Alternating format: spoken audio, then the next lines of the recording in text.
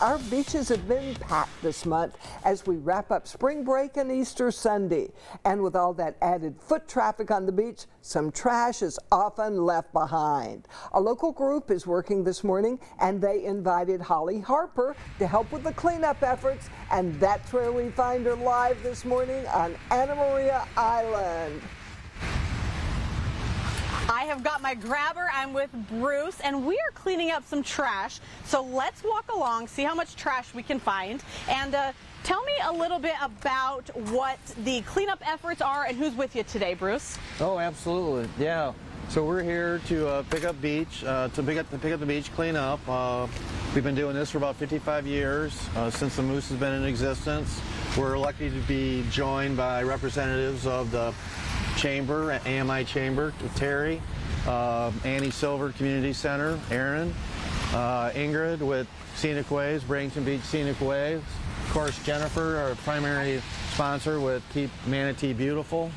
There's so much need for conservation on the beach to keep the shorebirds protected from small plastic, paper, glitter, many things that can affect their habitat and their health. I'm finding a lot of cigarette butts. What is something that you guys normally find when you guys are out here, and how much trash have you guys been able to collect maybe this morning or over the years? What does that look like?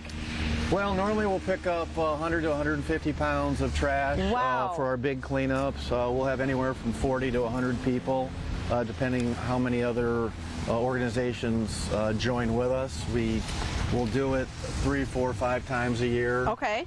So it's a great event to have people come out and help. We have the most beautiful beaches in the world. We got to keep them clean. We need to keep them clean. Absolutely. Now, how many people do we have out here this morning helping us out? How long does it go? What if someone's watching this morning and they say, I want to come help out? Is it too late? It's never too late. Okay. It's never too late. We're going to have roughly 40 to 50 people here today. We expect to pick up a couple hundred pounds. We'll be running the cleanup officially until around 11 o'clock. Okay. But if you're nearby, please come out.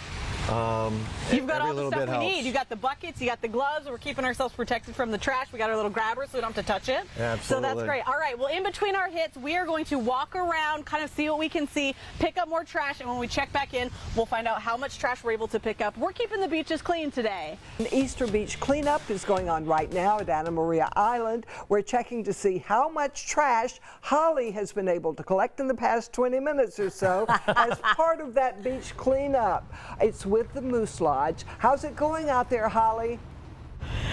It's going good. Things are getting real trashy here. I've noticed a lot of trash, not to call anybody out here, but Bruce and I are cleaning up with several of our helpers behind us, and I want to ask, what's the grossest thing you found? What's in your bucket? What's your grossest thing? Let's see here. But I was seeing a lot of Easter stuff that probably shouldn't be out here that's not going to biodegrade. What is the exploding eggs? Yeah, I don't think people realize that this is really a problem for the shorebirds. Okay. Everybody thinks it's going to biodegrade really quickly and not be a problem. It doesn't biodegrade. Let me show you the grossest thing I found. I'm not sure what it is, some kind of bone. I'm hoping that that's like, a chicken bone from like a rotisserie or something, but that's probably the most interesting thing I found was a bone.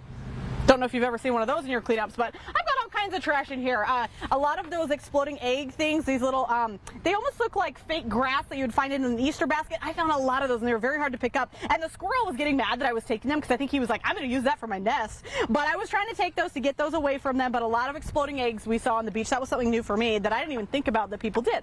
So let's keep cleaning up. And one more time, if people are interested in helping with the cleanup efforts, maybe if it's too late for them today, although you are going till 11, how do they get involved in your next cleanup? Absolutely. Go to the Keep Manatee Beautiful website. We have a calendar on that.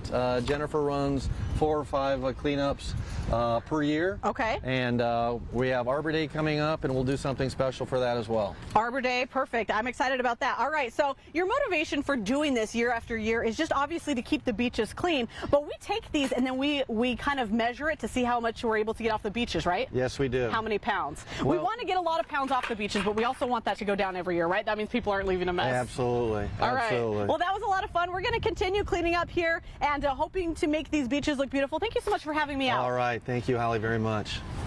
Great job out there, Holly. Volunteers really making a difference. I mean, we Yes. need help cleaning those beaches. We need to help ourselves every time we're out there. And to find out how you can help, you can go to mooselodge2188.com for more information.